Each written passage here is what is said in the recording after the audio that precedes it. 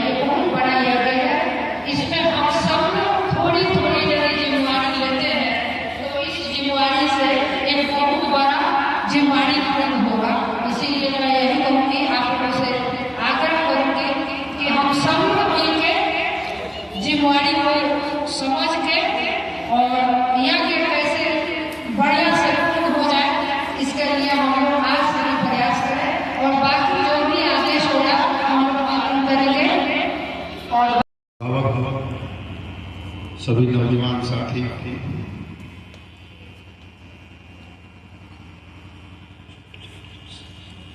श्री लक्ष्मी नारायण महायज्ञ सिलहौरी के अध्यक्ष के रूप में हम लोग के साथ काम कीजिए। तो हमने उसी दिन लोग के बीच में अपना बात रखा कि आप लोग एक बैठक कीजिए लोगों के बीच में और सहमति बनाकर किसी भी कार्यक्रम को आगे बढ़ाया जाता है। इन लोगों का जो जानकारी है तो बताया कि हम लोग बैठक कर रहे हैं और कई बैठक करने के बाद हम लोग तय किए हैं कि आप हमारे विधायक हैं, इस क्षेत्र के जनप्रतिनिधि हैं, इसलिए हम लोग चाहते हैं कि आपके नेतृत्व में यह कार्यक्रम हो और हम लोग ये अपेक्षा करते हैं कि आप इसमें शामिल हैं। हमने को सहमति दिया और हमने कहा कि ठीक है, अगर ऐसा बात है तो हम आपके इस यज्ञ में हर तरह से आपके साथ कदम से कदम मिलाकर चलने का काम करूंगा।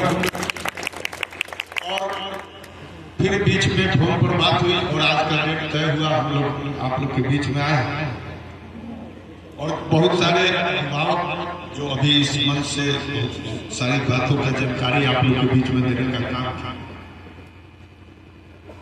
यह जो यज्ञ है, जिस तरह से हमारे अभिभावकों ने इसको आयोजन करने का मंशा रखा, तो निश्चित रूप से हमको लगता है कि ये ऐतिहासिक जग होगा और कहीं ना कहीं इसके लिए हम लोग को भरपूर तैयारी भी करना होगा। जिन जिन अतिथियों का नाम यहाँ पर अभी आया, उनका कार्यक्रम अगर हम लोग मिल जाए तो उस परिस्थिति में हमको लगता है कि इसके अगल बगल में 5 किलोमीटर में इलाका कम पड़ेगा। इसलिए उन सब चीजों पर मंथन चिंतन करके फिर हम लोग उनसे अपने निमंत्रण देकर उनकी तिथि लेकर और इस कार्यक्रम का तिथि घोषणा करें तो हमारे समझ से बेहतर होगा। इस तरह समिति के साथियों का प्रस्ताव है, वो मैं पढ़ देता हूँ कि इन लोग का प्रस्ताव है कि 31/3/2027 से 8/4/2027 तक ये इस अनुष्ठान को हम लोग यहाँ करा।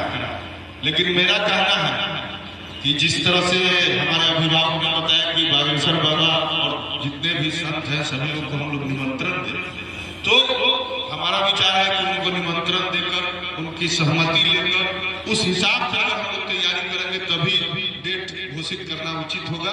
और इसके लिए बीच बीच में कोई एक आदमी इस जिम्मेवारी वाले के बीच बीच में एक बैठक हम लोग की होनी चाहिए कि आगे हम लोग किस प्रगति पर हैं और कौन काम किनके जिम्मे है। ये तो पहला बैठक है जिसमें हम लोग बैठे हुए हैं, चर्चा हो रही है कि जग होगा यहाँ और इस जग में हम लोग शामिल होंगे, सब लोग बढ़ चढ़ के हिस्सा लेकर सहयोग करेंगे। लेकिन जरूरत है जिम्मेदारी लेने का कि हमको कौन काम जिम्मे लेना है, इस पर हम समय देकर काम करेंगे। कौन आदमी निमंत्रण देगा, कौन प्रशासन से अनुमति लेगा, कौन इसमें धन भी इकट्ठा करने की बात है। तो सब चीजों पर हम लोग जब डिस्कशन करके और डेट घोषित करेंगे तो हमारे समाज से बेहतर और जो हम लोग का मंशा है कि ऐतिहासिक जग हो तो निश्चित रूप से होगा। और आपका जनप्रतिनिधि होने के नाते मैं आपसे आप लोग के बीच में ये वादा करता हूँ कि आप जहाँ खोजेंगे वहाँ हम आपके साथ कदम से कदम मिलाकर आपके साथ काम करने के लिए तैयार हैं। चूंकि और भी बहुत सारे अभिभावक कभी सुझाव देंगे, उन सब चीजों को हम थोड़ा हमारा कुछ कार्यक्रम भी है, हमको नहीं मालूम था, उन्होंने केवल यही बोला था कि आज वहाँ पर आप आइए डेट घोषित हो जाए।